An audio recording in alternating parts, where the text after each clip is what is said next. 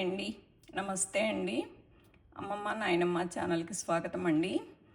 ఈరోజు మీకు నేను ఊరమిరపకాయలు చూపిస్తానండి. ఇది ఊరమిరపకాయలు, ఇది మజ్జిగలో ఊరేసి చేస్తారండి, బాగుంటాయి. ఇదిగో ఫ్రై చేసుకుంటే ఇలా వీటిని తీసుకోవటం అన్నమాట. నేనైతే వీటిని పప్పులోకి, తోటకూర పప్పులోకి, ఆకుకూరల్లోకి ఎక్కువ యూస్ చేస్తానండి. నేను పులిహోరలోకి కూడా నేను ఎర్రమిరపకాయలు లేకుండా నేను ఊరమిరపకాయలే వేస్తానండి.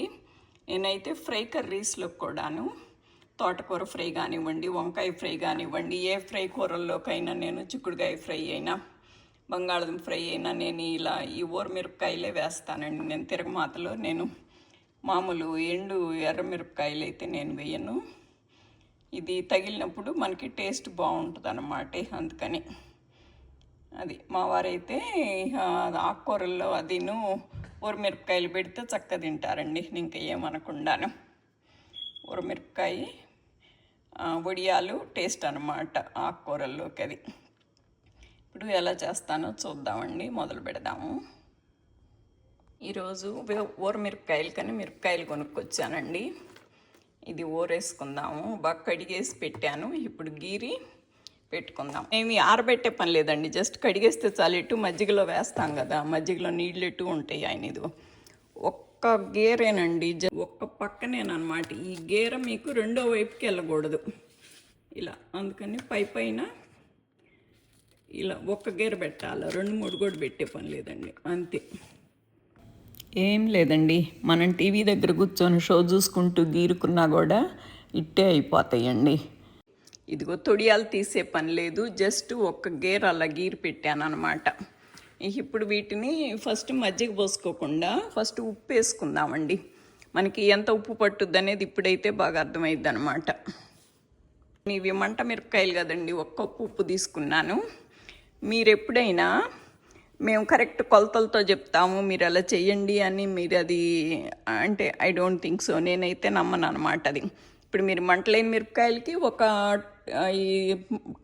ఉప్పు పట్టుద్ది, మంటున్న మిరపకాయలకి ఒక రకం ఉప్పు పట్టుద్ది. అంతేగాని అంతా మేము కొలతల ప్రకారం చెప్తాము ఇలాగ చెయ్యండి అంటే నాకైతే ఐ డోంట్ థింక్ సో అనమాట అది. పైగా ఈ మిరపకాయలు కొలిసానండి, ఈ బకెట్కి కొంచెం వెలితిగైనాయి అనమాట.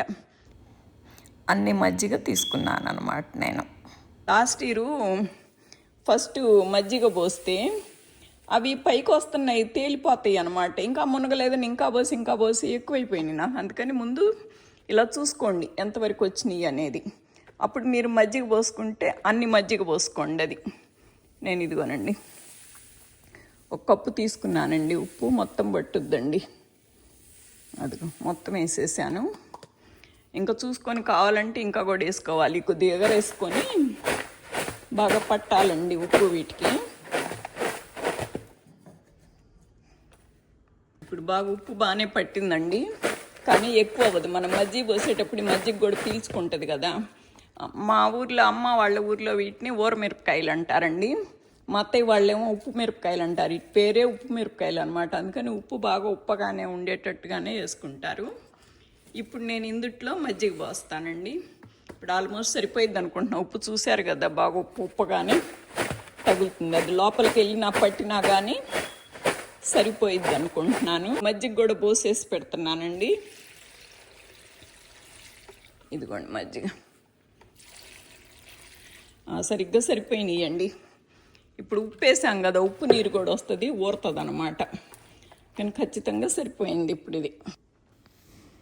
ఇదిగోనండి, ఇప్పుడు మూత ఇలాగైనా పెట్టచ్చండి, బట్ మధ్యలో మీకు మిరపకాయలకి మజ్జిగ అంటట్లేదు కదా, అందుకని నేను ఇలా పెడతానండి. కొంచెం ఉంటే మూత కొద్ది కిందకి వెళ్ళుద్ది, అప్పుడు మిరపకాయలన్నీ మజ్జిగలో టచ్ అయ్యి బాగా ఊరుతాయి అని నేను ఇలా పెడతానండి. ఇలా 2 days ఉంచేసి 3rd day బయట ఎండబెట్టుకోవాలి. కొంతమంది ఊరమిరపకాయల్లో వాము, నిమ్మకాయలు వేస్తారండి. నాకు అమ్మ ఎప్పుడు వామ్ వేసేది కాదు, పురుగు పడతాయి అని. ఇవి సంవత్సరం పొడుగుతా నిలవ ఉంటాయి కదా, ఎండల కాలమే కదా మనం ఇవి పెట్టుకునేది. ఈ సమ్మర్లో బాగా ఎండుతాయి అని. తర్వాత వచ్చిన ఎండలు వచ్చినా కానీ ఇప్పుడు ఎండినట్టు ఎండవు కదా. మళ్ళీ నిమ్మకాయ కూడా అమ్మ ఎప్పుడు వేసేది కాదండి. ఇవి ఆల్రెడీ మనం 4 రోజులు మళ్ళీ అందుట్లో అలా పులవ పెడతాం కదా, 4 రోజులు వాడేటప్పటికి అవే పులిసిపోయి ఆ పులిపే సరిపోయింది. ఇంకా పైన మనం నిమ్మకాయ ఏం వేసే పని లేదండి, నేను ఎప్పుడు వేయలేదు. నేనైతే ఊరమిరపకాయలు ఇలాగే పెడతానండి. నిన్న పచ్చిమిరపకాయలు ఊరబెట్టాను కదండి, ఇదిగో ఇలా ఉంటుందన్నమాట తెల్లారికి. ఇది కూడా రోజు 2-3 సార్లు కలుపుకుంటే ఉప్పు పైకి కిందకి బాగా కలుస్తుందండి. ఇప్పుడు ఈ పైన వాటికి టచ్ అయినా నేను గట్టిగా మూత కిందకి వచ్చింది, నాకు కలుస్తుంది. కానీ ఉప్పు అడుక్కిపోయిద్దండి. మీరు ఇంటి కాదు కళ్ళు పైన సరే అడుక్కి చేరుద్ది, అందుకని పైకి కిందకి ఇలా బాగా మిక్స్ చేసుకోవాలండి. రోజు 2-3 సార్లు మిక్స్ చేసుకుంటే 3వ రోజు ఎండబెట్టేసుకోవచ్చు అన్నమాట. ఇట్లా మళ్ళీ మూత పెట్టేసి కూర్చుందామండి. ఇప్పుడు ఇది ఇట్లా అడిగిపోతే మొత్తం తడుస్తుంది అట్లా.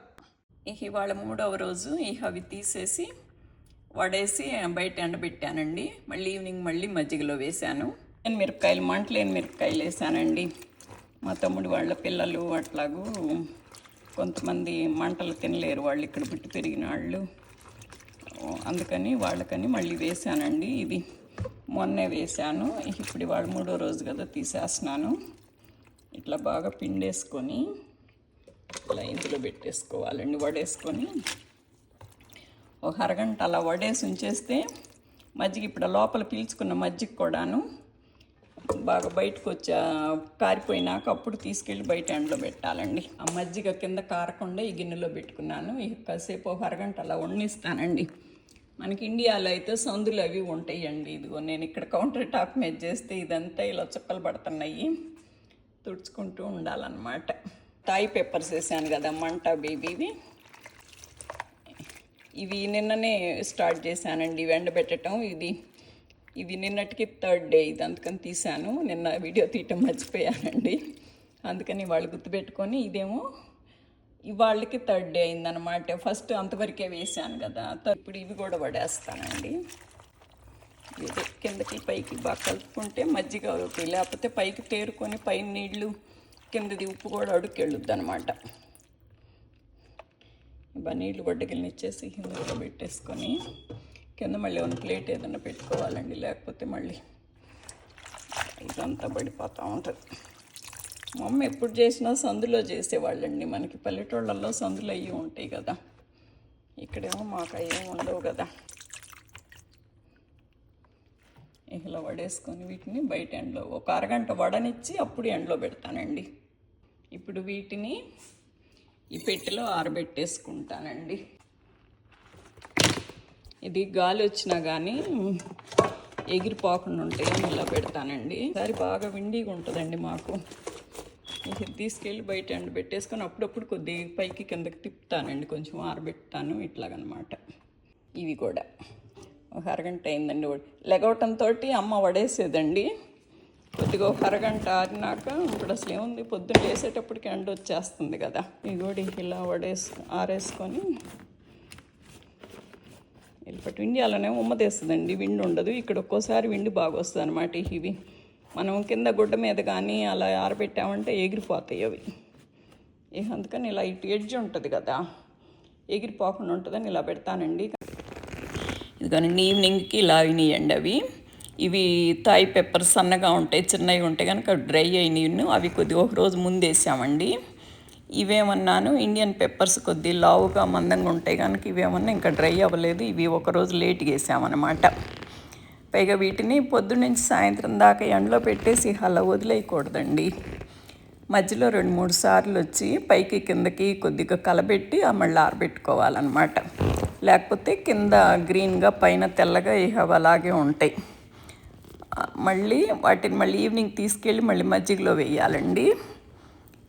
మళ్ళీ రేపు మార్నింగ్ మళ్ళీ ఎండబెట్టాలన్నమాట. ఇప్పుడు ఆ మజ్జిగని ఇవి పీల్చుకొని పగలల్లా డ్రై అయినాయి కదా, ఇవి మళ్ళీ మజ్జిగలో వేసినప్పుడు మళ్ళీ మజ్జిగలో సారం పీల్చుకొని మళ్ళీ తెల్లారి మళ్ళీ డ్రై అవుతే అట్లా మజ్జిగ క్వాంటిటీ తగ్గిపోతూ ఉంటుంది అన్నమాట.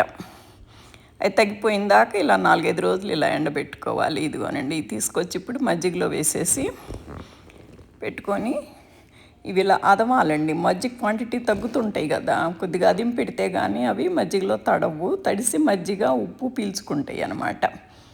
ఆ పైన కూడా మూత పెట్టే గిన్నె గట్టిగా అదిం పెట్టుకోవాలి. ఈ రెండో మిరపకాయలు కూడాను గిన్నెలో వేసేసుకొని ఇవి కూడా ఇలా అదిమేసి పైన ఏదన్నా గట్టిగా పెట్టుకోవాలండి, లేకపోతే పైన తేలుతూ ఉంటాయి అన్నమాట. అన్నీ ఈక్వల్గా ఉండాలి కదా, ఉప్పు మజ్జిగ అన్నిటికీ ఈక్వల్గా పట్టాలంటే పైన కొద్దిగా అలా పెట్టి కొద్దిగా అదిం పెట్టుకోవాలి. అప్పుడు ఈక్వల్గా ఉంటుంది అన్నమాట. ఇప్పుడు నెక్స్ట్ డే మార్నింగ్కి ఇప్పుడు మిరపకాయలు ఇలా ఉన్నాయండి. నిన్న ఈవినింగ్ డ్రై అయిన మిరపకాయలు తీసుకొచ్చి మజ్జిగ నీళ్ళల్లో వేసాం కదా, ఇప్పుడే మళ్ళీ మజ్జిగ ఉప్పు పీల్చుకొని మళ్ళీ ఇప్పుడు ఉబ్బినాయి అనమాట. ఇప్పుడు వీటిని వడేసుకొని ఎండబెట్టుకుందాము మళ్ళీ. ఇవి మేబీ ఇప్పుడు ఇది 4-5 రోజులు అయింది కదండి.